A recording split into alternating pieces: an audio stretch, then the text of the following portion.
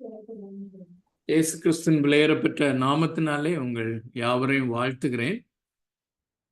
ஒருவேளை பல காரணங்களின் நிமித்தமாக இந்த நாளிலே அநேகர் நம்மோடு இணையவில்லை. ஆனாலும் நாம் தொடர்ந்து நியமித்தபடி இந்த நாளிலே நாம் நம்முடைய வேத பகுதியை நாம் கற்றுக்கொள்ள பரிசுத்த ஆவியானவர் தாமே நமக்கு உதவி செய்வாராக. இணைந்திருக்கிற உங்கள் யாவரையும் இயேசு கிறிஸ்துவின் நாமத்தினாலே வாழ்த்துகிறேன். பரிசுத்த ஆவியானவர் நம்மோடு கூட இருக்கிறார்.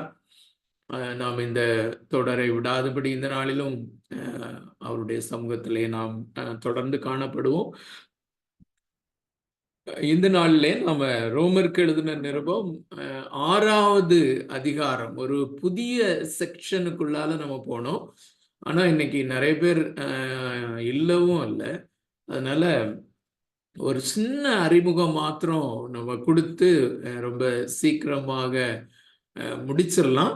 அடுத்த வாரம் கர்த்தருக்கு சித்தமானால் நாம் எல்லாருமே ஆயத்தத்தோட மற்றவர்களையும் நாம உற்சாகப்படுத்தி இந்த 6வது அதிகாரத்தை படித்து விட்டு நம்ம ஒரு புதிய உத்வேகத்தோடு செய்ய பரிசுத்த ஆவியானவர் நமக்கு உதவி செய்வார். ஸோ இந்த நாளில் நம்ம 6வது அதிகாரத்தை தொடங்கும். அதுக்கு முன்னாடி ஒரு சில அறிமுகமாக ஒரு சில காரியங்களை சொல்ல வேண்டும் என்று விரும்பினேன். முதலாவது, நாம் ஏன் இவ்விதமாக இந்த ரோமருக்கு எழுதின நிருபத்தை சிஸ்டமேட்டிக்காக 1வது அதிகாரம் தொடங்கி நாம் ஒவ்வொரு அதிகாரமாக ஒவ்வொரு வசன பகுதியாக நாம் படித்து கொண்டு வருகிறோம். இந்த முறைக்கு ஆங்கிலத்திலே expository method of studying the Bible என்று சொல்வார்கள். அதாவது எக்ஸ்பாசிட்டரி முறைமையின்படி, அதாவது அந்த வசனங்களினுடைய சரியான அர்த்தத்தை முதலாவது தொடங்கி கடைசி வரையிலும் புத்தகமாக வசன பகுதியாக சாப்டர் பை சாப்டர் முதல்ல இருந்து கடைசி வரையிலும் தொடர்ந்து கற்றுக்கொள்ளுதல். ஸோ இதை எக்ஸ்பாசிட்டரி மெத்தட் என்று சொல்லுவார்கள். ஸோ இப்படி நாம் படித்து கொண்டிருக்கிறோம். இது பொதுவாக நம்முடைய தமிழ் திருச்சபையிலே இல்லாத ஒரு பழக்கம். ஆனால் மற்ற தேசங்களிலே இது உண்டு. ஸோ மற்ற தேசங்களிலே இருக்கிறது, தமிழ் திருச்சபைகளிலே இது இல்லாததுனாலே இது எந்த அளவுக்கு அவசியம் என்பதை நம்மில் அநேகர் ஒருவேளை ரியலைஸ் பண்ணாம இருக்கலாம். அருமையான தேவனுடைய பிள்ளைகளே, இது எந்த அளவுக்கு முக்கியம் என்றால், திரும்பியும் நான் சொல்றேன், நம்முடைய தமிழ் திருச்சபைகளிலே இது இல்லாததினாலே இது பரவாயில்ல, இது இப்படி நாம ஒவ்வொரு புத்தகமா அந்த புத்தகம் முதல் தொடங்கி கடைசி வரையிலும் சாப்டர் பை சாப்டர் வசன பகுதியாக இவ்வளவு ஆழமாக இப்படி நிச்சயமாக கற்றுக்கொள்ள வேண்டுமா? வேற முறையில நம்ம கற்றுக்கொண்டு இருக்கிறோமே. நம்ம சபைகள்ல பைபிள் ஸ்டடி இருக்குது, நம்முடைய குழுக்கள்ல இருக்குது, தனிப்பட்ட முறையில வேதத்தை படிக்கிறோம் என்று. ஆனால் அருமையான தேவனுடைய பிள்ளைகளே, இந்த புத்தகமாக படிக்கிற முறை தமிழ் திருச்சபைகளிலே இல்லை என்பது ஒரு பெரிய குறைதான். ஆனால் இது மிக மிக முக்கியமானது. இதை மிகவும் சுருக்கமாக சொல்லுவோமே, ஆனால் இவ்விதமாக நாம் கற்றுக்கொள்வதில் தான் நமது ரட்சிப்பு இருக்கிறது. பெரும்பாலான கிறிஸ்தவர்கள் என்ன நினைக்கிறார்கள் என்றால், இயேசு கிறிஸ்துவை எனக்கு தெரியும், இயேசு கிறிஸ்து என்னுடைய பாவங்களுக்காக மரித்தார் என்பதை நான் விசுவாசிக்கிறேன், ரட்சிக்கப்பட்டிருக்கிறேன், அதுக்கு பிறகு நான் படிச்சா என்ன, படிக்காம இருந்தா என்ன, அப்படிங்கிற மாதிரி நினைக்கலாம் ஆக்சுவலா. ஆனால் அருமையான தேவனுடைய பிள்ளைகளே, இந்த ரட்சிக்கப்பட்டேன் என்று நான் சொல்வதை காட்டிலும், நான் ரட்சிக்கப்பட்டு கொண்டிருக்கிறேன் என்கிற என்னுடைய தொடர் நிகழ்காலத்திலே நான் ரட்சிக்கப்பட்டு கொண்டிருத்தல் தான் மிகவும் முக்கியம். சோ இந்த ரட்சிக்கப்பட்டு கொண்டிருத்தல் அப்படிங்கிற இந்த காரியத்திற்கு இந்த வேத வசனத்தை நான் புரிந்து கொள்ளுதல் மிக முக்கியம். இதை இந்த 6வது அதிகாரத்தை தொடங்கும் போது நான் சொல்வதற்கு மிக முக்கியமான காரணம் உண்டு. ஏனென்றால் இந்த 6வது அதிகாரமும் 7வது அதிகாரமும் கிறிஸ்டியன் சாங்டிபிகேஷன் அல்லது கிறிஸ்தவ பரிசுத்தமாகுதல். கிறிஸ்தவ வாழ்க்கையிலே நாம் ரட்சிக்கப்பட்ட பின்பு அன்றாடம் அந்த பரிசுத்தமாகுதல் என்கிற அந்த ப்ராசஸ்ல நாம் வளர்ந்து கொண்டிருக்கிறோம், வளர்ந்து கொண்டிருக்க நாம் எதிர்பார்க்கப்படுகிறோம் என்பது நமக்கு தெரியும். இந்த பரிசுத்தமாக்கப்படுதல் சாங்டிபிகேஷன் என்கிற இந்த ஒரு காரியத்தை தான் இந்த 6வது அதிகாரத்திலே 7வது அதிகாரத்திலே நாம் கற்றுக்கொள்கிறோம். அல்லது அப்போஸ்தலனாகிய பவுல் நமக்கு பரிசுத்த ஆவியானவருடைய இன்ஸ்பிரேஷன்ல ஏவுதல்கள்ல எழுதியிருக்கிறார். ஸோ இது நமக்கு மிக மிக முக்கியமானது. இந்த பரிசுத்தமாகுதல் என்பதிலே தான் இந்த நாட்களிலே அநேகர் பொதுவாக எல்லா கிறிஸ்தவர்களும் தவறு செய்வது. ஸோ இந்த பரிசுத்தமாகுதல் எவ்வாறு என்னுடைய வாழ்க்கை நடக்கிறது என்பதை நாம் அறிந்து கொள்வதற்காக இது இருக்கிறது. அல்லது வேறு வார்த்தையிலே அதை சொன்னால் ரட்சிக்கப்பட்டு கொண்டிருத்தல் என்கிற அந்த காரியத்தை இந்த 6வது அதிகாரத்திலும் 7வது அதிகாரத்திலையும் நம்ம கற்றுக்கொள்கிறோம். நல்ல கவனிங்க, நான் சொல்ல வருகிற காரியம் என்னவென்றால், இந்த ரட்சிக்கப்பட்டு கொண்டிருத்தல் அல்லது பரிசுத்தமாகுதல் என்கிற காரியம் எப்படி நடக்கிறது என்பதை நான் கற்றுக்கொள்ள வாஞ்சையோடு கூட அதை கற்றுக்கொள்வதில் தான் பரிசுத்த வாழ்க்கை இருக்கிறது அல்லது ரட்சிப்பு இருக்கிறது. ரட்சிக்கப்பட்டு கொண்டிருத்தல் இந்த வேத வசனத்தின்படி நான் நடக்கிறது என்றால், அல்லது பரிசுத்தமாகுதல் என்கிற காரியம் எப்படி நடக்கிறது என்று பவுல் இங்கே எழுதியிருக்கிறார் என்றால், அதை நான் கற்றுக்கொண்டு அதிலே செல்வதுதான் ரட்சிக்கப்பட்டு கொண்டிருத்தல். சோ இந்த ரட்சிக்கப்பட்டு கொண்டிருத்தலிலே நான் எவ்வளவு ஆர்வம் உள்ளவனாக இருக்கிறேனோ அதை வைத்து நான் ரட்சிக்கப்பட்டிருக்கிறேனா என்பதை நான் என்னை நானே கணித்துக் கொள்ளலாம். சோ இந்த தொடர்ந்தேர்ச்சியாக இந்த வசனத்தை கற்றுக்கொள்ளுதல், ஒரு புத்தகமாக வசன பகுதிகளாக சாப்டர் பை சாப்டர் படிப்பது மிக மிக முக்கியம். எந்த அளவுக்கு என்றால் நம்முடைய ரட்சிப்பு அதில் தான் தொக்கி நிற்கிறது என்கிற காரியம்.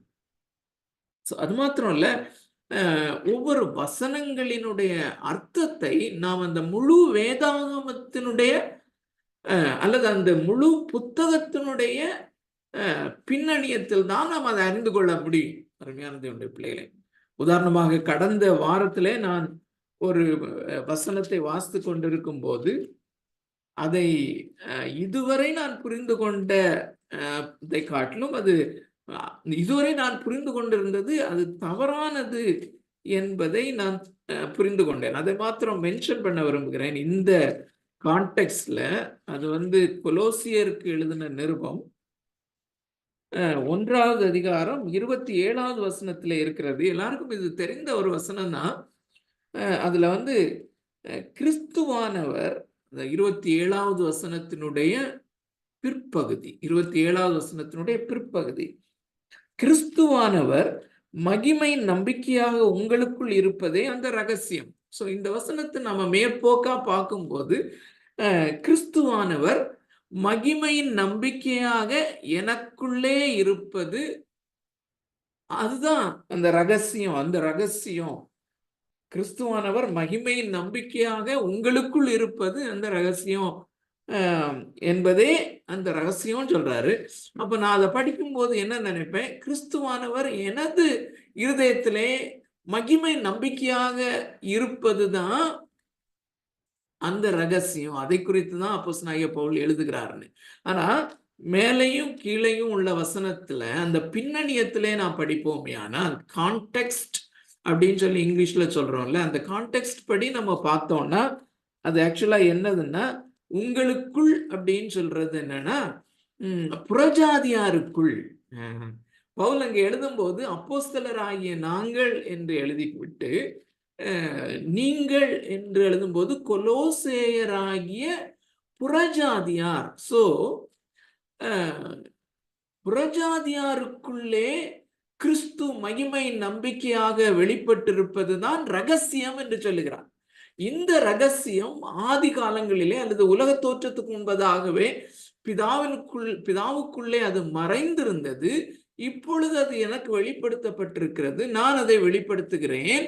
சோ மகிமை நம்பிக்கையாக கிறிஸ்து புறஜாதியாராகிய உங்களுக்குள் இருப்பதே அந்த ரகசியம் அப்படின்னு சொல்றாரு. சோ ஒரு வசனத்தை நாம் புரிந்து கொள்ள வேண்டுமானால், சரியாக புரிந்து கொள்ள வேண்டுமானால், அதனுடைய கான்டெக்ஸ்ட்ல, அதாவது அந்த புஸ்தகம் முழுவதையும் படித்தால்தான் நமக்கு அந்த வசனத்தினுடைய அர்த்தம் தெரியும். அந்த வசனத்தினுடைய அர்த்தத்தில் தான் நமது ரட்சிப்பு தொக்கி இருக்கிறது. ஆகையினாலே இப்படி வேதாகமத்தை படிப்பது ஏதோ இவங்க செய்யறாங்க, ஒரு ஸ்பெஷலா செய்யறாங்க அப்படிங்கிறது இல்லை. இப்படித்தான், இந்த முறையில் தான் வேதாகமத்தை கற்றுக்கொள்ள வேண்டும். இந்த முறையில் கற்றுக்கொள்ளும் பொழுதுதான் நம்முடைய ரட்சிப்பு சரியாக பூரணம் அடைகிறது. இன்னொரு காரியம், அருமையான தேவனுடைய பிள்ளைகளே, இந்த ரோமருக்கு எழுதின நிருபத்தை தேவனாகிய கர்த்தர் நமக்கு கொடுத்திருக்கிறார். இன்னைக்கு காலையில தான் இந்த பெர்ஸ்பெக்டிவ்ல நான் சிந்தித்து கொண்டிருந்தேன். நல்ல இதை என்னோடு கூட சிந்தனை செய்யுங்கள். God has given to us Romans. இந்த ரோமருக்கு எழுதின புஸ்தகத்தை, இந்த நிருபத்தை தேவன் நமக்கு அருளி இருக்கிறார். இது கொஞ்சம் கடினமான புஸ்தகம். This is a tough book actually. அதை புரிந்து கொள்வது நமக்கு கடினம் என்பதை நாம் நம்முடைய அனுபவத்தில் அறிந்திருக்கிறோம். இந்த 5 அதிகாரங்களையும் படித்து முடித்திருக்கிறோம். இந்த 5 அதிகாரங்களையும் நம்ம கற்றுக்கொள்ளும் பொழுது இது எவ்வளவு கடினமான ஒரு புஸ்தகம் என்பதை நாம் அறிந்திருக்கிறோம். இந்த கடினமான புஸ்தகத்தை புரிந்து கொள்வதுதான் நமது ரட்சிப்பு. இது ரோமரை படிக்கணும்னு அவசியம் இல்லை. நான் சுவிசேஷ புஸ்தகங்களை அறிந்து நான் ரட்சிக்கப்பட முடியும், ரட்சிக்கப்பட்டிருக்கிறேன் என்று நாம் நினைக்கலாம். இந்த ரோமருக்கு எழுதின நிருபத்தை தேவனாகிய கர்த்தர் அப்போஸ்தலனாகிய பவுலின் மூலமாக நமக்கு சுவிசேஷமாக அருளி இருக்கிறார். சோ இது கடினமாக இருக்கிறது என்றால் நாம் எப்படியாயிலும், பை எனி மீன்ஸ், எப்படியாயிலும் இதை கற்றுக்கொள்ள வேண்டும் என்கிற ஆவல் நிச்சயமாக நமக்குள்ளே இருந்தாக வேண்டும். இதுதான் நமக்கு ரட்சிப்பு. அருமையான தேவனுடைய பிள்ளைகளை, சோ தேவனாகிய கர்த்தர் கொடுத்திருக்கிறார் என்றால், நியாய தீர்ப்பின் நாளிலே நான் எழுதி கொடுத்தேனே, ரோமருக்கு எழுதின நிருபத்தை நான் கொடுத்தேனே என்று சொல்ல வேண்டிய வரும் நிச்சயமாக. சோ அருமையான தேவனுடைய பிள்ளைகளை, இந்த புத்தகமாக, அதிகாரமாக, வசன பகுதியாக நேர்த்தியாக ஆரம்பம் முதல் தொடர்ந்து படிப்பது, இந்த எக்ஸ்பாசிட்டரி மெத்தட், இது நமக்கு மிக மிக அவசியமான ஒரு காரியம். அதன்படிதான் நம்ம இதை கற்றுக்கொண்டு வருகிறோம். ஆகையினாலே அடுத்த வாரத்துல இன்னும் நம்முடைய நண்பர்களை உற்சாகப்படுத்தி, இன்னைக்கு நிறைய பேர் வராததுனால நான் இதை சொல்லலை, ஏற்கனவே நான் இதை சொல்ல வேண்டும் என்று இந்த 6வது அதிகாரத்தை தொடங்குறதுக்கு முன்னாடி இப்படி ஒரு அறிமுகம் கண்டிப்பாக அவசியம் என்று நினைத்தபடியினாலே அதை சொல்லுகிறேன். அருமையான தேவனுடைய பிள்ளைகளே, இந்த 6வது அதிகாரத்துல 1-2 வசனங்களை நம்ம வாசிக்கிறதுக்கு முன்னாடி இன்னும் ஒரு சில காரியங்களை நான் சொல்ல விரும்புகிறேன். இந்த ரோமருக்கு எழுதின நிருபம் 5 அதிகாரங்களை நாம் கற்றுக்கொண்டு இருக்கிறோம். இந்த 5 அதிகாரங்களையும் மிகவும் சுருக்கமாக, ரத்தின சுருக்கமாக ஒரு முகவுரையாக நாம பார்ப்பது நல்லது. ஏனென்றால் 1-2 பேர் நம்மளே புதிதாகவும் நாம் இருக்கிறோம். மற்றவர்களுக்கும் இந்த ஒரு ரிவ்யூ நிச்சயமாக நல்லதுதான், அவசியம்தான்.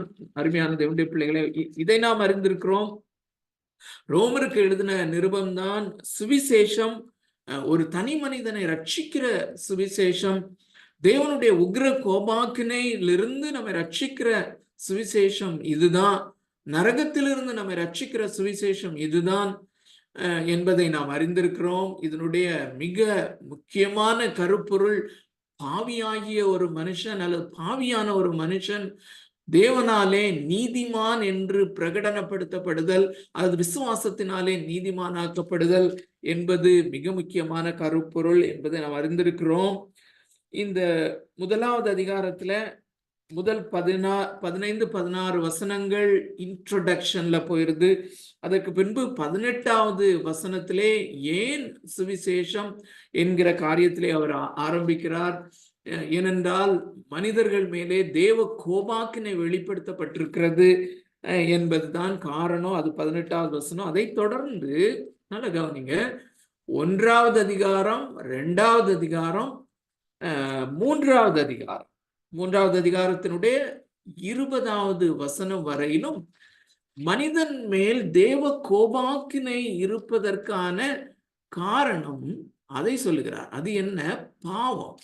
சோ முதலாவது அதிகாரத்துல புறஜாதியார் எல்லாரும், யூதர்கள் அல்லாத புறஜாதியார் எல்லாரும் பாவத்தில் எப்படி இருக்கிறார்கள் என்பதை மிகவும் தெளிவாக, பாவம் என்றால் என்ன, அது எந்த அளவுக்கு இந்த புறஜாதியாரை பிடித்திருக்கிறது, மனிதன் வீழ்ச்சி அடைந்தபடினாலே எந்த அளவுக்கு அவன் பாவியா இருக்கிறான் என்பது அந்த முதலாவது அதிகாரத்துல நம்ம பார்க்கிறோம். 2வது அதிகாரத்துல இது யூதர்கள், சோ புறஜாதியார் பாவிகள் என்று சொல்லும் பொழுது யூதர்கள் நாங்கள் பாவிகள் அல்ல, நாங்கள் தேவனாய கர்த்தரிடத்திலிருந்து நியாயப்பிரமாணத்தை பெற்ற ஜனம், நாங்கள் தேவனுக்கென்று பிரித்தெடுக்கப்பட்டவர்கள், நாங்கள் அந்த நியாயப்பிரமாணத்தை பெற்றிருக்கிறபடினாலே நாங்கள் பரிசுத்தவான்கள் என்று எண்ணிக்கொண்டிருக்கிறார்கள். சோ அப்போஸ்தலனாகிய பவுல் அங்கே என்ன செய்கிறார் என்றால் 2வது அதிகாரம் 1வது வசனம் தொடங்கி 3வது அதிகாரம் 20வது வசனம் வரையிலும் யூதர்களாகிய நீங்கள் நியாயப்பிரமாணத்தை பெற்றிருந்தாலும் நீங்களும் பாவிகள் தான், நீங்களும் புறஜாதியாரை போன்றே நீங்களும் பாவிகள் என்பதை மிக தெளிவாக அங்கே நிரூபணப்படுத்தி கொண்டு வருகிறார். அப்புறம் 3வது அதிகாரத்தினுடைய 20வது வசனத்துக்கிட்ட வரும் பொழுது யூதரும் புறஜாதியாரும் எப்பேற்பட்ட பாவிகள் என்பதையும், நியாயப்பிரமாணம் இந்த பாவிகளை நீதிமான்கள் ஆக்க மாட்டாது என்று சொல்லி 3வது அதிகாரம் 21வது வசனம் தொடங்கி அந்த அதிகாரம் முடிகிறது வரையிலும் விசுவாசத்தினாலே இப்படி பாவிகளா இருக்கிற இந்த ஒட்டுமொத்த உலகத்திலே பாவிகள் விசுவாசத்தோடு இயேசு கிறிஸ்துவிடத்துல வரும் பொழுது விசுவாசத்தினாலே தேவன் அவர்களை நீதிமான் என்று பிரகடனப்படுத்துகிறார் என்கிற மிக முக்கியமான சத்தியத்தை 3வது அதிகாரம் 21 முதல் 26 வரையிலும் அதை தொடர்ந்துள்ள பகுதிகளில் மிக தெளிவாக விளக்குகிறத நாம பார்க்கிறோம். சோ இதுதான் மனிதன் ரட்சிக்கப்படும் முறை, அல்லது 3வது அதிகாரம் 21 - 26 தான் மனிதனை தேவன் ரட்சிக்கிற முறை, பாவியாகிய ஒரு மனுஷனை ரட்சிக்கிற முறைமை.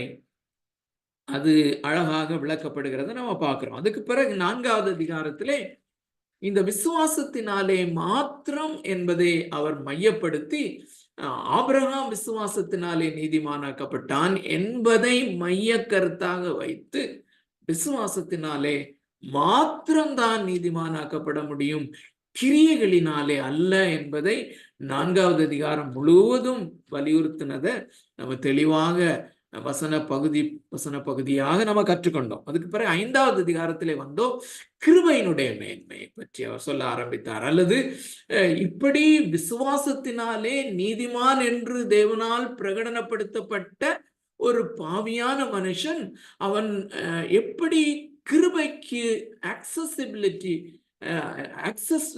கிருபையினுடைய அந்த ஆக்சசிபிலிட்டிக்கு வருகிறான் என்பதை சொல்லுகிறார்.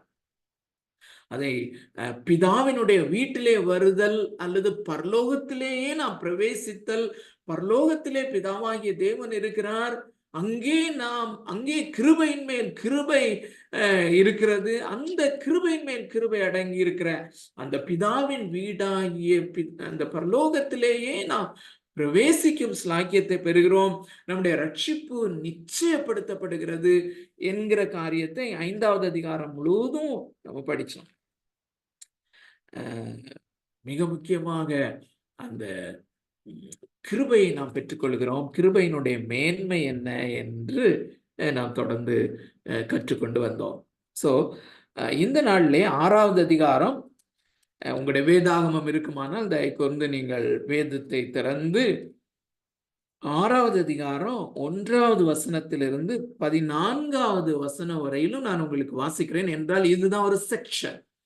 6வது அதிகாரம் 1வது வசனம் தொடங்கி 14வது வசனம் வரையிலும் ஒரு வசன பகுதி, அல்லது நாம் ஆங்கிலத்திலே சொல்லுகிறபடி ஒரு பேசேஜ்.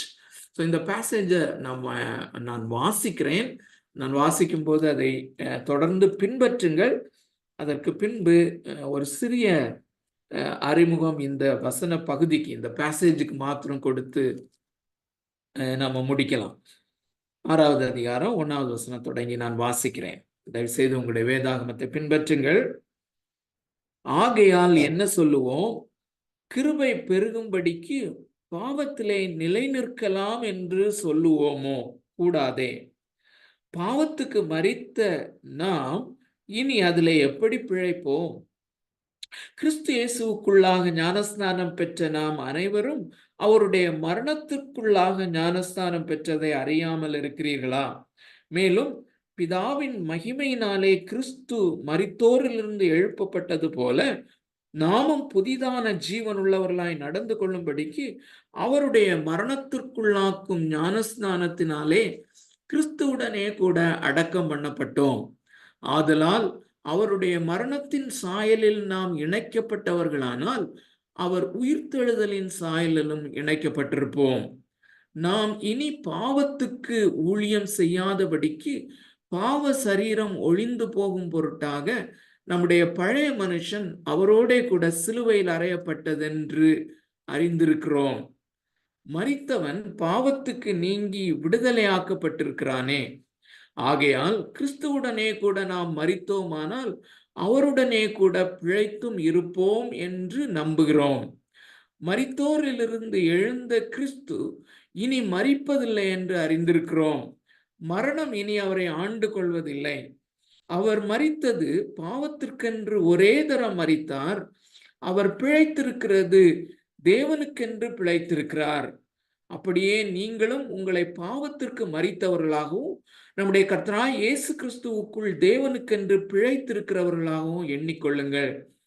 ஆகையால் நீங்கள் சரீர இச்சைகளின்படி பாவத்திற்கு கீழ்ப்படியத்தக்கதாக சாவுக்கு ஏதுவான உங்கள் சரீரத்தில் பாவம் ஆளாதிருப்பதாக. நீங்கள் உங்கள் அவயவங்களை அநீதியின் ஆயுதங்களாக பாவத்திற்கு ஒப்புக்கொடாமல் உங்களை மரித்தோரிலிருந்து பிழைத்திருக்கிறவர்களாக தேவனுக்கு ஒப்பு கொடுத்து உங்கள் அவயவங்களை நீதிக்குரிய ஆயுதங்களாக தேவனுக்கு ஒப்பு கொடுங்கள். நீங்கள் நியாயப்பிரமாணத்திற்கு கீழ்ப்பட்டிராமல் கிருபைக்கு கீழ்ப்பட்டிருக்கிறபடியால் பாவம் உங்களை மேற்கொள்ள மாட்டாது. ஸோ இந்த வசனத்தை வாசிக்கும் போதே, இந்த வசன பகுதியை ஃபாலோ பண்ணும் போதே இது ஒரு கடினமான பகுதி என்பதை நிச்சயமாக ஃபீல் பண்ணியிருப்பீங்க. ஃபீல் பண்ணலன்னா நீங்க அந்த வசனத்தை ஃபாலோ பண்ணலைன்னு தான் அர்த்தம். அருமையான தேவனுடைய பிள்ளைகளே, ஒரு சம்பவத்தை கூட நான் உங்களுக்கு சொல்ல விரும்புகிறேன். இந்த நான் என்னுடைய இந்த எக்ஸ்பாசிஷன்ல அநேக தேவனுடைய பிள்ளைகளை குறித்து சொல்லுவேன், அல்லது அநேக பிரசங்கிமார்கள், ப்ரீச்சர்ஸ், இங்கிலீஷ் ப்ரீச்சர்ஸ், அவங்களுடைய பெயரை சொல்லுவது உண்டு. அது உங்களுக்கு தெரியும். அதில் மிக முக்கியமாக நான் ஃபாலோ பண்ணுகிறது, அல்லது ரோமருக்கு எழுதின நிருபத்தை கற்றுக்கொள்ளும்படியாக யாருடைய கமெண்ட்ரி அதிகமாக படிக்கிறேனோ, அல்லது யாருடைய செய்தியை அதிகமாக படிக்கிறேனோ அவருடைய பெயர் மார்ட்டின் லாய்ட் ஜோன்ஸ். அநேகருடைய காரியங்களை கேட்கிறேன். நான் இந்த மார்ட்டின் லாய்ட் ஜோன்ஸ் உடைய விளக்கம், அவருடைய விளக்க உரை மிக மிக மிக மிக நேர்த்தியானது, உன்னதமானது. ஒரு வார்த்தையினுடைய அர்த்தத்தை கூட அவர் எடுக்காமல் அல்லது சொல்லாமல் விடுவதில்லை. ஒரே வார்த்தையை ஒரு சென்டென்ஸை பல கோணங்களிலே அவர் அதை கொண்டு வருவதை நான் பார்க்க முடியும். அருமையான தேவனுடைய பிள்ளைகளே, அவருடைய திருச்சபையிலே, அவர் வெஸ்ட்மின்ஸ்டர் சாப்பல் என்கிற அந்த சாப்பல்ல அவர் அநேக ஆண்டுகள் போதகராக இருந்தார். அவர் போதகராக இருக்கும்போது அவருடைய முதிர்ந்த வயதிலே, அவருடைய நல்ல கவனிங்க, அவருடைய இந்த மார்ட்டின் லாய்ட் ஜோன்ஸ் அவர் மெடிக்கல் டாக்டராக இருந்தவர், நல்ல ஞானம் உள்ளவர். அவருடைய திருச்சபையிலே இன்னொரு வேத பண்டிதர் பிரசங்கிக்கும்படியாய் ஒரு நாள் போயிருக்கிறார். ஸோ அப்போ மார்ட்டின் லாய்ட் ஜோன்ஸ் வந்து கொலோசியருக்கு எழுதின நிருபம், கொரிந்தியருக்கு எழுதின நிருபம் என்று வேதாகமத்திலே அநேக வேத பகுதிகளை தன்னுடைய சபையிலே பிரசங்கித்து முடித்த பின்பு நடக்கிற ஒரு காரியம் இது. ஸோ அந்த வேத பண்டிதர் இந்த மார்ட்டின் லாய்ட் ஜோன்ஸுடைய சர்ச்சில் வந்து அந்த நாளில் அவர் பிரசங்கம் பண்ணாரு. பிரசங்கம் பண்ணி முடித்த பின்பு மார்ட்டின் லாய்ட் ஜோன்ஸ் கிட்ட கேட்டாரு, ஐயா, நீங்கள் உங்களுடைய திருச்சபையிலே ரோமருக்கு எழுதின நிருபத்தை எப்பொழுது பிரசங்கிக்க போகிறீர்கள் அப்படின்னு சொல்லி. நல்லா கவனிங்க. அதற்கு நல்ல பழுத்த பழமாகிய அந்த மார்ட்டின் லாய்ட் ஜோன்ஸ் சொன்ன பதில் என்னவென்றால், நான் எப்பொழுது இந்த ரோமருக்கு எழுதின நிருபம் 6வது அதிகாரத்தை நான் புரிந்து கொள்ளுகிறேனோ அப்போ நான் பிரசங்கிக்க தொடங்குவேன் என்று சொன்னார். நல்லா கவனிங்க. This is an amazing thing. So அவ்வளவு கடினமான ஒரு பகுதி தான் இந்த 6வது அதிகாரம். ஸோ இந்த 6வது அதிகாரத்திலே நம்முடைய பரிசுத்தமாகுதல் அடங்கி இருக்கிறது. அப்படின்னா தேவன் ஏன் இப்படி ஒரு கடினமான பகுதியிலே நம்முடைய பரிசுத்தமாக்கப்படுதல் என்கிற காரியம் எழுதப்பட்டிருக்கிறது என்றால், இதை நான் புரிந்து கொள்ளாவிட்டாலும் பரவாயில்லை என்று நாம் சொல்ல முடியுமா? நல்லா யோசித்து பாருங்க. How serious it is. இது எவ்வளவு முக்கியமானது என்று பாருங்கள். ஸோ நிறைய விசுவாசிகளுக்கு கூட, விசுவாசிகள் என்று சொல்லக்கூடியவர்களுக்கு கூட பேக் ஆஃப் த மைண்ட்ல என்ன இருக்குதுன்னா, நம்ம எப்படியாவது பரலோகத்துல போய் ரட்சிக்க, இயேசு கிறிஸ்துவன் மேல நான் விசுவாசம் வைக்கிறேன்ல, எப்படியாவது பரலோகத்துக்கு நம்ம போயிடுவோம் அப்படின்னு சொல்லி. அன்புடைய பிள்ளைகளே, இந்த இயேசு கிறிஸ்து சொன்ன ஒரு வசனத்தை நான் நினைப்பூட்ட விரும்புகிறேன். கடைசி நாளிலே நியாயம் தீர்க்கிற ஒரு காரியம் இருக்கிறது, நான் சொன்ன வசனமே அவனை நியாயம் தீர்க்கும் என்று. ஸோ இந்த வசனத்தை தான் நமக்கு கைடன்ஸாக தேவனாகிய கர்த்தர் நமக்கு கொடுத்திருக்கிறார். இந்த வசனத்தை நாம் தேடியாகிலும் தடவியாகிலும் கண்டுபிடிக்க வேண்டும் என்கிற அந்த கொள்கையின் அடிப்படையிலே நாம் எப்படியாகிலும் இதனுடைய அர்த்தத்தை புரிந்து கொள்ள வேண்டும், அது என்னுடைய வாழ்க்கையில கிரியை செய்ய வேண்டும். புரிந்து கொண்டாதானே அருமையானவர்களே, இந்த காரியத்தை நீங்கள் தெளிவாய் புரிந்து கொண்டிருப்பீர்கள் என்று நம்புகிறேன். புரிந்து கொள்ளுதல் என்று நான் சொல்லும் பொழுது ஏன் புரிந்து கொள்ள வேண்டும் என்றால், அந்த புரிந்து கொள்ளுதல், அதில் தான் என்னுடைய விசுவாசம் இருக்கிறது. நான் வசனத்தை புரிந்து கொள்ளாவிட்டால், அதனுடைய சரியான அர்த்தத்தை நான் புரிந்து கொள்ளாவிட்டால், நான் சரியான விசுவாசம் எப்படி வைக்க முடியும்?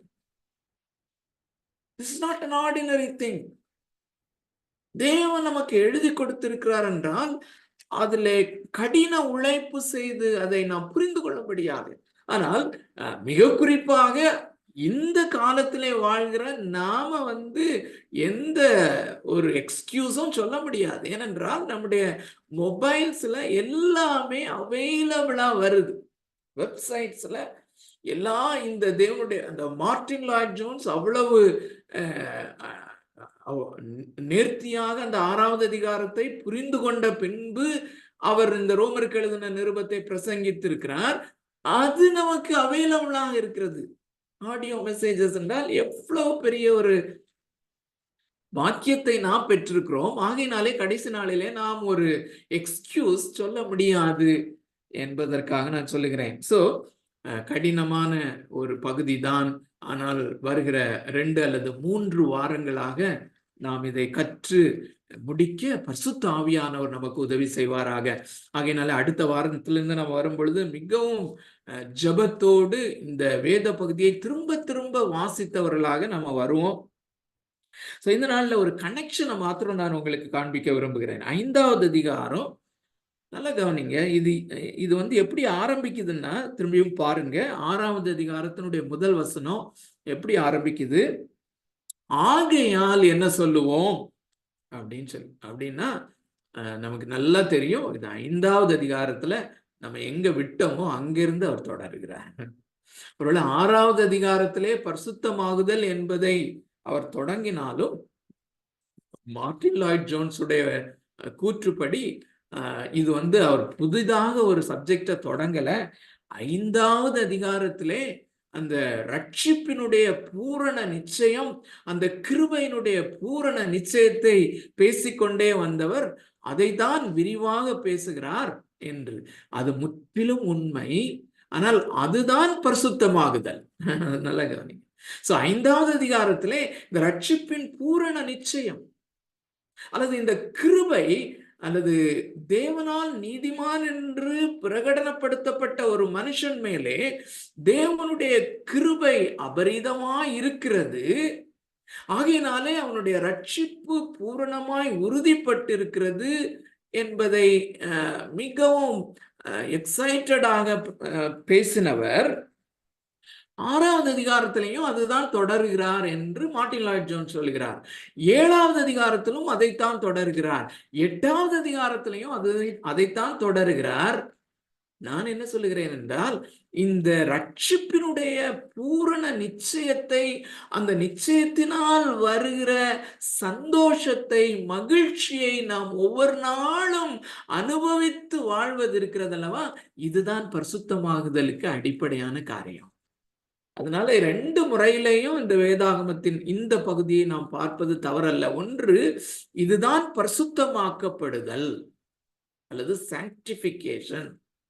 2வது, இதுதான் நம்முடைய ரட்சிப்பினுடைய பூரண நிச்சயத்தை இன்னும் ஒரு ஆங்கிள் இருந்து அப்போஸ்தலனாகிய பவுல் நமக்கு கொடுக்கிறார் என்று இந்த 2 முறையிலும் நாம் எடுத்துக்கொள்ளலாம். ஸோ இந்த கனெக்ஷன் என்ன, 5வது அதிகாரத்தோடு கூட எப்படி தொடர்பு படுத்தப்பட்டிருக்கிறது? அருமையானவர்களே, மிகவும் கடினமான பகுதியானாலும் மிக மிக மிக மிக ஒரு ஆச்சரியமூட்டக்கூடிய அல்லது எக்ஸைட்டிங்கான ஒரு ஒரு ஒரு அதிகாரம் அருமையானவர்களே, இந்த 6வது அதிகாரம்.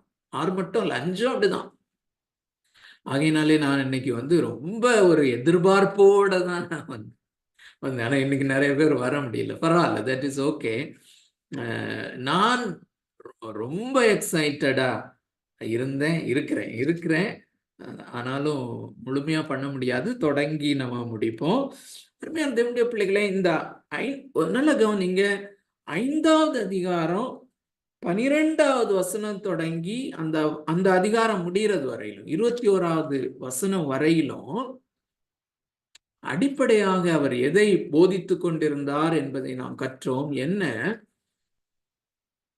இந்த உலகத்திலே பிறக்கிற ஒவ்வொரு மனிதனும் ஆதாமுக்குள் இருக்கிறார்கள். நாம் ஆதாமுக்குள் இருந்தோம். இந்த ஆதாம் பாவம் செய்த போது ஆதாமுக்கு உள் இருந்த நாமும் பாவம் செய்தோம். ஆதாம் கீழ்ப்படியாமற் போன போது நாமும் கீழ்ப்படியாமல் போனோம். ஆகையினாலே நாம் பிறக்கும் போதே கீழ்ப்படியாமையிலே பிறக்கிறோம், மரணத்தை தாங்கி வருகிறோம். ஆதாமுக்குள் இருக்கிறார்கள். ஆனா நம்மை நீதிமான் என்று எந்த நாளிலே பிரகடனப்படுத்தினாரோ அல்லது எந்த நாளிலே நாம் அவரிலே விசுவாசித்து ரட்சிக்கப்பட்டோமோ அந்த நாளிலே நடைபெற்ற ஒரு பெரிய அற்புதம், அதிசயம் என்னவென்றால், நம்மை ஆதாமுக்குள்ளிருந்து தேவனாகிய கர்த்தர் எடுத்து கிறிஸ்துவுக்கு உள்ளாக்கினார். சோ அருமையான பிள்ளைகளை, இந்த உலகத்தில் இருக்கிற எல்லா மனிதர்களையும் 2 மனிதர்களுக்குள்ளே பிரித்து விடலாம் என்று நாம் இந்த வசனத்தின் அடிப்படையிலே தெளிவாக கற்றுக்கொண்டோம். ஒன்று, ரட்சிக்கப்படாதவர்கள் எல்லாருமே ஆதாமுக்குள் தான் இருக்கிறார்கள். ரட்சிக்கப்பட்டவர்கள் எல்லாருமே கிறிஸ்துவுக்குள் இருக்கிறார்கள். நம்முடைய ரட்சிப்பு என்பதை வேறு விதத்திலே நாம் சொல்வோமே ஆனால், கிறிஸ்துவுக்குள் காணப்படுவதுதான் ரட்சிப்பு. கவனிங்க, இது ஒரு ஒரு கிறுக்குத்தனமான ஒரு காரியமா இருக்கும். ஆக்சுவலா இந்த கான்செப்ட் நீங்களே கொஞ்சம் யோசித்து பாருங்க. இந்த சத்தியத்தை நாம ரட்சிக்கப்படாத ஒருவனுக்கு அல்லது இந்து மதத்திலே இருக்கிற ஒருவனுக்கு சொல்லுவோமே ஆனால் நிச்சயமா நமக்கு பைத்தியம் பிடிச்சிருச்சுன்னு தான் சொல்லுவாங்க. ஆனா வேதம் என்ன எதிர்பார்க்கிறது என்றால், இதுதான் நடந்தது, இதுதான் சத்தியம் என்று இந்த ரோமருக்கு எழுதின நிருபத்தின் மூலமாக நாம கற்றுக்கொள்ளும் போது, இது இது ரட்சிக்கப்படாத ஒரு மனிதனால் விசுவாசிக்க முடியாது. ஆனால் நம்மால் அதை விசுவாசிக்க முடியும். ஆபிரகாம் அதைத்தான் செய்தான் என்று நாம பார்க்கிறோம். இதை அடுத்த வாரம் நான் இன்னும் தெளிவாக எக்ஸ்பிளைன் பண்ண ட்ரை பண்றேன். இது மிகவும் முக்கியமானது அருமையானவர்களே. இந்த 4வது அதிகாரத்துல ஆபிரகாம் விசுவாசிக்க கூடாத அல்லது ஆபிரகாமால் விசுவாசிக்க முடியாத காரியத்தை தேவன் சொன்ன போது, அதாவது 95 வயசுல அவனுக்கு பிள்ளைகள் இல்லாம இருக்கும்போது அவனை வெளியே அழைத்து கொண்டு ஆபிரகாமே, நீ ஆகாயத்தை நோக்கி பார், அங்கே நட்சத்திரங்களை பார், இந்த நட்சத்திரங்களை எண்ணக்கூடுமானால் நீ எண்ணு, அந்த அளவுக்கு உன்னுடைய சந்ததி இருக்கும் அப்படின்னு சொல்லும் போது இவனுக்கு வயசு 100 எட்ட போகுது. அவன் மனசுலயே சிரிச்சிட்டு, இது நடக்காத ஒரு காரியம், ஆனால் தேவன் சொல்லி இருக்கிறார், it is from God, I believe God, தேவனை நான் விசுவாசிக்கிறேன், அதான் விசுவாசம். அதனால அவன் நீதிமானாக்கப்பட்டான். இப்போ நமக்கு அது எதற்கு மாடலாக இருக்கிறது என்றால், இப்படி இந்த 5வது அதிகாரத்திலே ஆதாமுக்குள் நாம் பாவிகளாக இருந்தோம், ஆனால் நம்மை அவர் ரட்சித்த போது நம்மை கிறிஸ்துவுக்குள்ளே வைத்திருக்கிறார். கிறிஸ்துவுக்குள்ளே இருக்கிற மீட்பு, கிறிஸ்துவுக்குள்ளே இருக்கிற கிருபை எல்லாம் நமக்கு சொந்தமாகிறது என்று தேவனுடைய வார்த்தை சொல்லும் போது, ஆபிரகாமை போல் விசுவாசிக்க முடியாத இந்த காரியத்தை நாம் விசுவாசிக்கிறோமா அப்படிங்கிறது தான் முக்கியம். அந்த விசுவாசத்திலே தான் நம்முடைய ரட்சிப்பு இருக்கிறது என்று நான் முதல்ல சொன்னேன். ஆக்சுவலா பரிசுத்தமாகுதல் அதிலே தான் இருக்கு. இதை விசுவாசிப்பதில் தான் நம்முடைய பரிசுத்தமாகுதல் இருக்கிறது. சோ கிறிஸ்துவுக்குள் என்னென்ன ஆசீர்வாதங்கள் என்பதை இந்த 5வது அதிகாரம் 12வது வசனத்துல இருந்து 21 வரையிலும் பார்த்தோம். ஆதாமுக்குள் நாம் இழந்து போன எல்லாவற்றையும் கிறிஸ்துவுக்குள்ளே நாம் திரும்ப பெற்றுக்கொண்டோம் அப்படின்னு பார்த்தோம். கிறிஸ்துவனுடைய கீழ்ப்படிதல், இயேசு கிறிஸ்துவனுடைய கீழ்ப்படிதல், நான் ரட்சிக்கப்பட்ட போது அல்லது கிறிஸ்துவுக்குள்ளாக நான் வந்த போது அவருடைய கீழ்ப்படிதல் என்னுடைய கீழ்ப்படிதலாக கவுண்ட் பண்ணப்பட்டது, எண்ணப்பட்டது அப்படின்னு சொல்லி பார்த்தோம். கிறிஸ்துவுக்குள்ளாக நான் நித்திய ஜீவனை பெற்றுக் கொள்ளுகிறேன், கிறிஸ்துவுக்குள்ளாக இருக்கிறபடினாலே இந்த கிருபை எனக்கு சொந்தமாகிறது அப்படிங்கிறது எல்லாத்தையும் நம்ம 21வது வசனம் வரையிலும் பார்த்தோம் இல்லையா? அதுல மிக குறிப்பாக கடந்த வாரம் 20, 21 பார்த்தோம். அதை மட்டும் வாசித்துட்டு அந்த கனெக்ஷனை காமிக்கிறேன். ரொம்ப கருத்தூன்றி அதை பாருங்க. இனிமே அடுத்த வாரம் வரும்போதும் அதிகமா எல்லாருமே ஆயத்தத்தோட தான் வரணும்னு நினைக்கிறேன். எல்லாரும் இதை கருத்தூன்றி இந்த கடினமான பகுதியை நம்ம புரிந்து கொள்ளும்படி அதிக ஜபத்தோட நம்ம வரணும் அருமையானவர்களே. ஸோ 20, 21 வாசிக்கிறேன். அதாவது 5வது அதிகாரம் 20, 21 நல்ல கவனிங்க. மேலும் மீறுதல் பெருகும்படிக்கு நியாயப்பிரமாணம் வந்தது. ஸோ அப்படி இருந்தும் பாவம் பெருகின இடத்தில் கிருபை அதிகமாய் பெருகிற்று. சோ பாவம் பெருகின இடத்திலே கிருபை அதிகமாய் பெருகிற்று. சோ நியாயப்பிரமாணம் வந்ததினாலே பாவம் பெருகிற்று அப்படிங்கிறத ரொம்ப விஸ்தாரமா கடந்த வாரத்துல பார்த்தோம். அப்போ தேவனாய கர்த்தர், தேவன் தான் நியாயப்பிரமாணத்தை மனிதர்களுக்கு கொடுத்தார். தேவன் தான் சீனாய் மலையிலே நியாயப்பிரமாணத்தை கொடுத்தார். அப்ப தேவன் கொடுத்த நியாயப்பிரமாணம் பாவத்தை அதிகமாய் பெருக்கிற்றே. கிட்டத்தட்ட 4000 வருடங்களாக பாவத்தை பெருக பண்ணிற்று, மிகவும் அதிகமாய் பெருக பண்ணிற்று. எப்பவும் பாவம் அதிகமாய் பெருகிற்றோ அப்பொழுது தேவன் தன்னுடைய ஒரே பேரான குமாரனாகிய கிறிஸ்துவை, அதாவது கிருபையை அனுப்பினார் என்று பார்த்தோம். சோ பாவம் பெருகுகிற இடத்திலே கிருபை பெருகுகிறது அப்படிங்கிற பிரின்சிபிள் அதை நம்ம பார்த்தோம். அப்போ என்னன்னா, இப்போ பாவம் அதிகமாய் பெருகினால் அதற்கேற்றபடி பெருகி இருக்கிற பாவத்தை மன்னிக்கும்படியாய் தேவனுடைய கிருபையும் பெருகுகிறது என்றால் நாம் அதிகமாய் பாவம் செய்யலாமே. நாம் ஏன் பரிசுத்த வாழ்க்கையை குறித்து கவலைப்பட வேண்டும்? நாம் அதிகமாய் பாவம் செய்ய செய்ய தேவனுடைய கிருபை அதிகமாய் வருமே. அப்ப தேவனுடைய கிருபை அதிகமாய் மகிமைப்படுத்தப்படுமே. அப்ப நான் அதிகமாய் பாவம் செய்யலாம். இது ஆக்சுவலா நம்ம தமிழ் கிறிஸ்தவர்களாகிய நமக்கு இது வினோதமாக இருக்கலாம். ஆனா அருமையான தேவனுடைய பிள்ளைகளே, இதை போதனையாக போதித்த அநேகர் மற்ற தேசங்களிலே உண்டு. இதை குறித்து அநேகர் புத்தகங்களை எழுதியிருக்கிறார்கள். என்ன எழுதியிருக்கிறார்கள்? இந்த கிருபையினாலே பாவம் பெருகும் போது கிருபை பெருகுகிறது என்றால் நாம் அதிகமாய் பாவம் செய்யலாமே. நாம் பாவத்தை செய்யாமல் இருக்கும்படியாக ஏன் கவலைப்பட வேண்டும், அல்லது பரிசுத்த வாழ்க்கையை குறித்து நாம் ஏன் கவலைப்பட வேண்டும் என்கிற பேச்சு. அதற்கு தான் எதிர்ப்பு குரலாக பவுல் என்ன சொல்லுகிறார் என்றால், பாவம் பெருகுகிற இடத்திலே கிருபை பெருகுகிறது என்று நான் சொன்னேன். அப்படியானால் நீ சொல்லுவாய், அப்படியானால் கிருபை பெருகும்படியாக, தேவன் அதிகமாய் கிருபை உள்ளவர் என்று வெளிப்படும்படியாக, தேவன் பாவிகள் மேல் அன்பு கூறுகிறார் என்பது வெளிப்படையாய் தெரியும்படியாக, தேவனுடைய அன்பையும் தேவனுடைய கிருபையையும் நான் அதிகமாய் ருசி பார்க்கும்படியாக நான் பாவத்திலே நிலைத்திருக்கலாம் என்று சொல்லலாமே அப்படின்னு ஆரம்பிக்கிறார். தேவனுடைய பிள்ளைகளே, இது அந்த நாட்களிலே உண்மையாகவே இருந்தது. அப்போஸ்தலனாகிய பவுல் இந்த கிருபையை அதிகமாய் மேன்மைப்படுத்தி விசுவாசத்தினாலே மாத்திரம்தான் ஒருவன் நீதிமானாக்கப்பட முடியும் என்பதை மிகவும் அதிகமாய் வலியுறுத்தி பிரசங்கித்தது அப்போஸ்தலனாகிய பவுல் என்பது நமக்கு தெரியும். அதனால அப்போஸ்தலனாகிய பவுல் எங்கெல்லாம் போறாரோ அங்கெல்லாம் அவருக்கு எதிரிகள் உருவானார்கள். அந்த எதிரிகள் என்ன சொன்னார்கள்?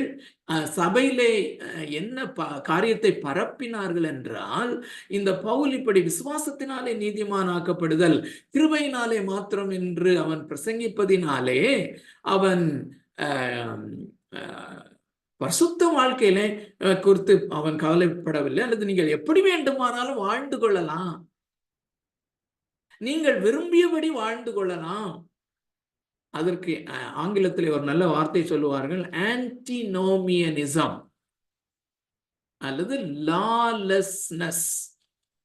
நியாயப்பிரமாணம் இல்லாத வாழ்க்கை அல்லது கற்பனைகள் இல்லாத ஒரு வாழ்க்கை, எந்த ஒரு சட்டதிட்டங்களும் இல்லாத ஒரு வாழ்க்கை, எந்த ஒரு சட்டதிட்டங்களுக்கும் உட்படாத ஒரு வாழ்க்கை, அல்லது மனம் போல வாழ்கிற வாழ்க்கை. அது நல்ல வார்த்தை. மனம் போல ஒரு வாழ்கிற ஒரு வாழ்க்கையை இவன் ப்ரமோட் பண்ணுகிறான். இந்த அப்போஸ்தலனாகிய பவுல் விசுவாசத்தினாலே நீதிமானாக்கப்படுதல், கிருபையினாலே மாத்திரம் நீதிமானாக்கப்படுதல் என்கிறதை அவன் பிரசங்கிக்கிறபடினாலே, அவன் நியாயப்பிரமாணத்தையும் அவன் அல்லத்தட்டுகிறபடினாலே, அவன் ஒரு ஒழுங்கீனமான வாழ்க்கை வாழ்வதை அல்லது மனம் போல வாழ்கிற ஒரு வாழ்க்கையை தான் அவன் மறைமுகமாக பிரசங்கிக்கிறான் என்பதுதான் அப்போஸ்தலனாகிய பவுலின் மேல குற்றச்சாட்டு. அருமையான தேவனுடைய பிள்ளைகளே, இந்த மார்ட்டின் லாய்ட் ஜோன்ஸ் என்ன சொல்கிறார் என்றால், இன்றைக்கும் இந்த உண்மையான சுவிசேஷத்தை ரோமருக்கு எழுதின நிருபத்திலே அல்லது கலாத்தியருக்கு எழுதின நிருபத்திலே எழுதப்பட்டிருக்கிற அந்த அப்போஸ்தலனாகிய பவுல் பிரசங்கித்த அந்த சுவிசேஷத்தை, மனிதனை ரட்சிக்கக்கூடிய மெய்யான சுவிசேஷத்தை ஒரு மனிதன் போதிப்பானால் நிச்சயமாக இந்த ஒரு குற்றச்சாட்டு அவனுக்கு விரோதமாக வரும். இந்த குற்றச்சாட்டு வரலன்னா அந்த கிருபையின் சுவிசேஷத்தை சரியானபடி பிரசங்கிக்கலன்னு அர்த்தம் அப்படின்னு அவர் சொல்றார். மிக மிக உண்மையான ஒரு காரியம். அருமையான தேவனுடைய பிள்ளைகளே, இது என்ன சொல்லுகிறார்? திரும்பியும் அந்த 1வது வசனத்தையும் 2வது வசனத்தையும் வாசித்து நான் முடிக்க விரும்புகிறேன். ஆகையால் என்ன சொல்லுவோம்?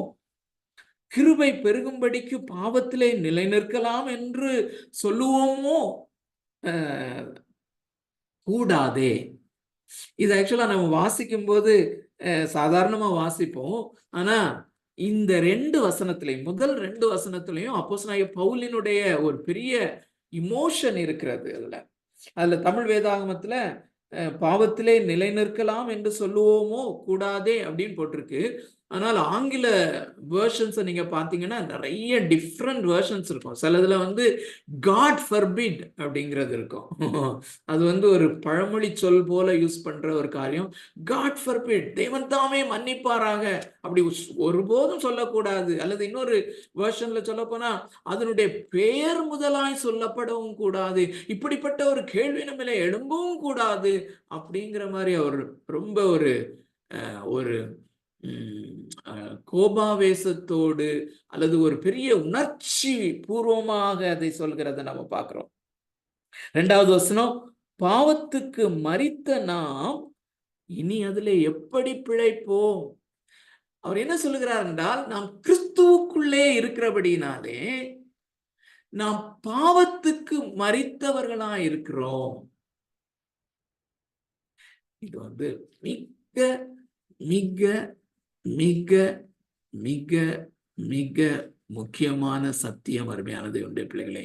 ஆகையினாலே நான் அடுத்த வாரத்துக்காக நான் வைத்து விடுகிறேன். அதை மிகுந்த ஆயத்தத்தோடு வர இந்த நாள்ல வந்து எல்லாருமே தயவுசெய்து உங்களிடத்துல கேட்டுக்கொள்வது, ஜெபிப்போம். இந்த 6வது அதிகாரத்தை சரியாய் புரிந்து கொள்ளும்படி ஆண்டவரே எனக்கு உதவி செய்யும்னு சொல்லி, இதுல தவறாமல் கலந்து கொள்ள எனக்கும் மற்றவர்களுக்கும் உதவி செய்யும். ஏன்னா இதுலதான் நம்முடைய பரிசுத்த வாழ்க்கை அடங்கி இருக்கிறது. மிகவும் ஒரு கடினமான காரியம், ஆனால் சுலபமான காரியம். ஏன்னா நான் புரிஞ்சுக்கிட்டேன். அதனால பரிசுத்த ஆவியானவர் தாமே நமக்கு உதவி செய்வாராக. யாராவது ஒரு